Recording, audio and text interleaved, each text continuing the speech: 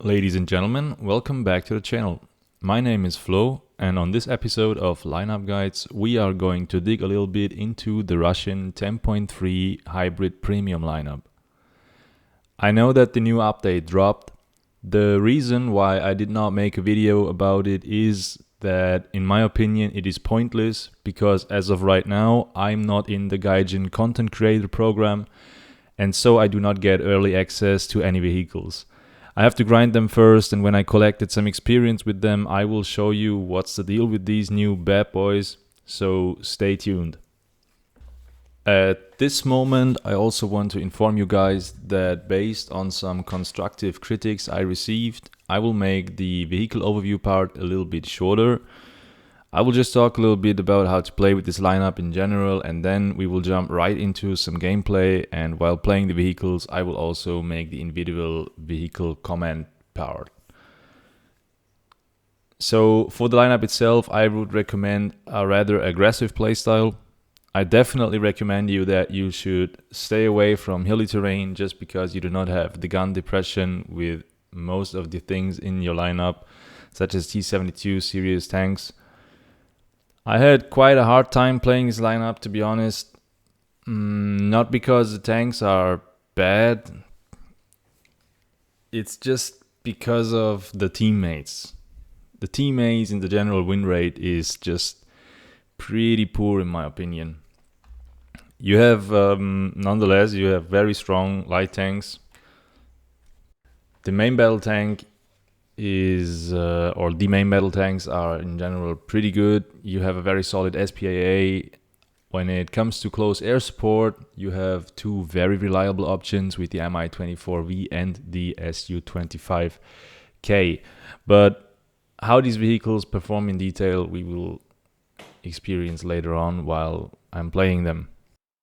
When it comes to the spawn order or the play order, I would suggest to spawn in with one of the light tanks first. I personally use the 2S38 in urban environment and the BMP-2M when it comes to more open fields. And after this, in general, if you have enough spawn points, you should definitely spawn in with a close air support option. Elsewise, you're also good to go with one of the main battle tanks, preferably the T-72 AV TURMS. Okay.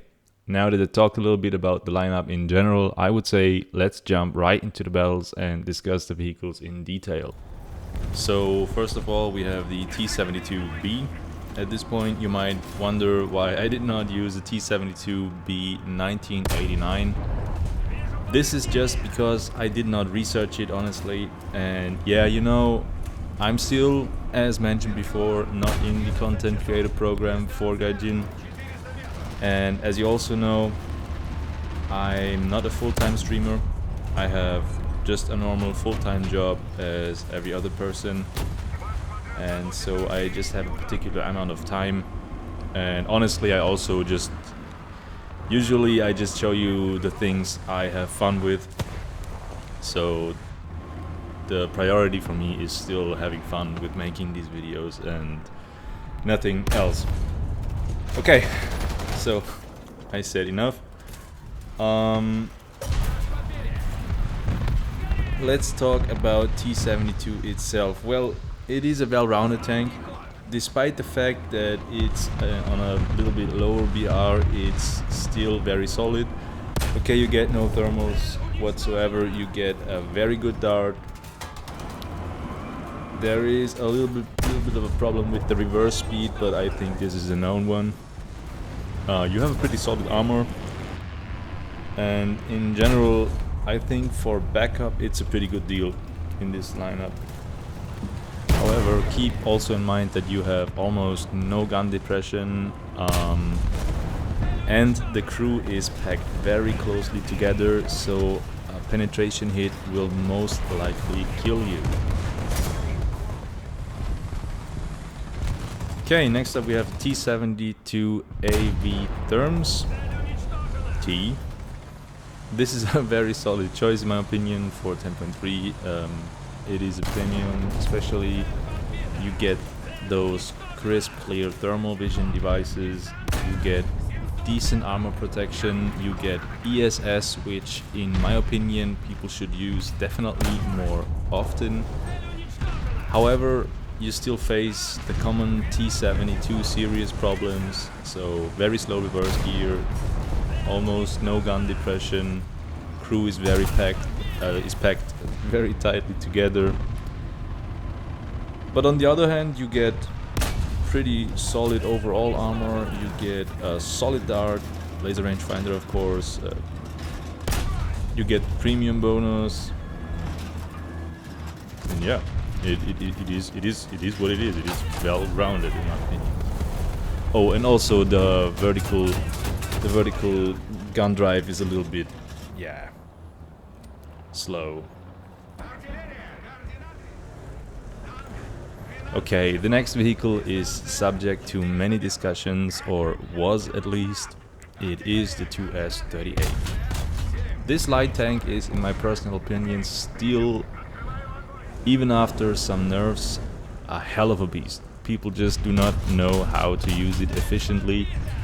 The TURMS-T is first of all suitable for anti-air engagements due to its 3U08 HEET shelf. Next, also its dart, the 3UBM22, is very potent. You get 222 millimeters of penetration at 100 meters. You have an extremely quick both horizontal and vertical turret drive. You get, of course, laser rangefinder, LWS, you have crisp, clear thermal vision devices, and all that on a pretty quick chassis. I think it is a chassis of the BMP3, but please don't count me out of that. I'm not that sure. Also, the reverse gear is, compared to the T72 series tanks, not so bad, but I think no reverse gear is so bad compared to the T72 series tanks. So all in all, it is a highly potent light SPAA light tank, I guess. Next up we have the BMP2M. This thing is honestly almost as good as the TURMS-T, and in many situations it is even better. It might not have such a big cannon, but it goes pretty good with the 30mm autocannon. For the dart you get 100mm of penetration as at 100 meters, but the real crispy part, in my opinion, are the missiles. It gets two different kind of missiles. It gets the 9M133, which is the anti-tank guided missile with a tandem charge. It has round about 1200mm of penetration and approximately a range of 5.5 kilometers. Keep in mind that you can fire these missiles on the move, which is, in my opinion, very powerful. The other missile you get is the 9M133 FM3. This is a HE guided missile with a proximity fuse. You have basically a 4-meter trigger radius, which makes it suitable for anti-air engagements. All that is on the very mobile platform of the BMP2. I think it has even a little bit more horsepower than the standard BMP2. Yeah. However, you also get crisp, clear thermal vision devices, as for all Russian light tanks. So to summarize, the BMP2M is, as a squadron vehicle, I definitely recommend everyone getting it. It is, in most situations, a very good lineup, a very good addition to your lineup. So yeah, definitely worth getting. Okay, now we have the Strela 10 M2. Honestly, there is not that much to say about this one.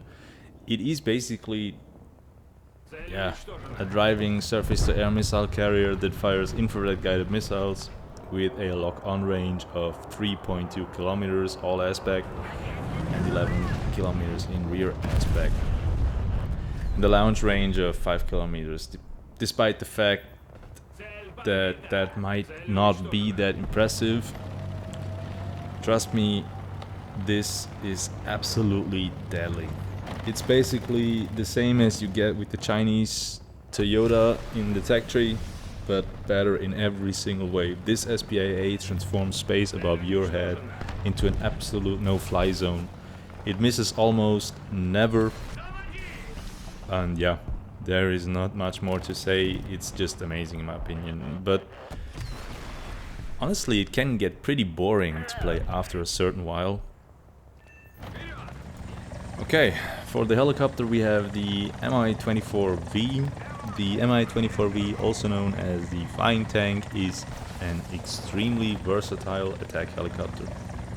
It is equipped with a 12.7mm Yak-B machine gun in form of a Gatling cannon, I guess. I think it's 4-barreled Gatling cannon.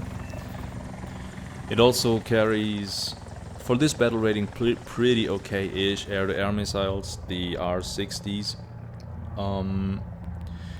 And then you have the 9M114 Storm missiles. Honestly, these missiles are pretty good. They hit extremely hard, but I just didn't manage. Maybe it was my fault. I don't know.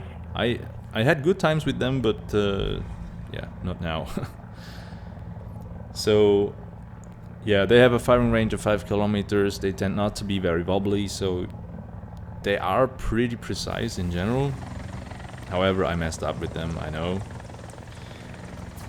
So yeah, 560mm flap penetration, no tandem charge, so ERA will pretty much stop them. But still, overall it's a pretty solid choice, and it's also a very fun choice because you can use it very well for even rocket runs early game. In my opinion, just a super cool helicopter. Also, it looks amazing. Okay, last but not least, we have the Su-25K. This is the premium version of the Su-25, its Tech 3 counterpart, basically the exact same plane. Despite the fact that it has access to laser-guided missiles, I would not recommend using them because the targeting option or targeting pod option is very poor. You have really bad optics. But what you can definitely use and what I highly recommend try out is you should use the S-25O rockets. They have an extremely high explosive mass of 58 kilograms of TNT, and you get a ballistics computer so you can launch them with pinpoint accuracy. Additional, for self-defense purpose, you get R-60 MK air-to-air missiles. With the Tech 3 version, of course, you get R-60M, which is the MK is just the export version. And yeah, overall this plane is very survivable, so it can tank even up to 2 Stinger hits, I guess. So yeah, it's just a very good. I think we are at the end of this video, and as always I highly appreciate you watching my videos, and I also hope you enjoyed it. I also appreciate constructive critics at all times, and therefore at this point I have to give out special thanks to the_rocket_reloader. I highly appreciated his support. He also makes amazing YouTube War Thunder content, so please feel free to check out his channel. I will link him in the description of this video. And now that we are through, I want to ask you to leave a like and a subscription if you by any chance enjoyed this video. As always, if you have any wishes in terms of video formats or the next lineup I should present, please feel free to leave it in the comments. But please keep in mind that I do play War Thunder because I have fun playing it, and it is, as already mentioned, it is not my job. I have a real job, so it can be that sometimes I just do not have the time, or that I just don't have enough content to present you, and I do not want to present you something that is not finished, or I neither want to present you a video just because it gets me clicks with a lower quality of content, or maybe I present you vehicles which I'm not experienced with. I do not want to do that. However, something else, if by any chance you want to know a little bit about my own military background, as mentioned in the introduction video, I served 3 years as a high mountain high mountain reconnaissance soldier in the armed forces here.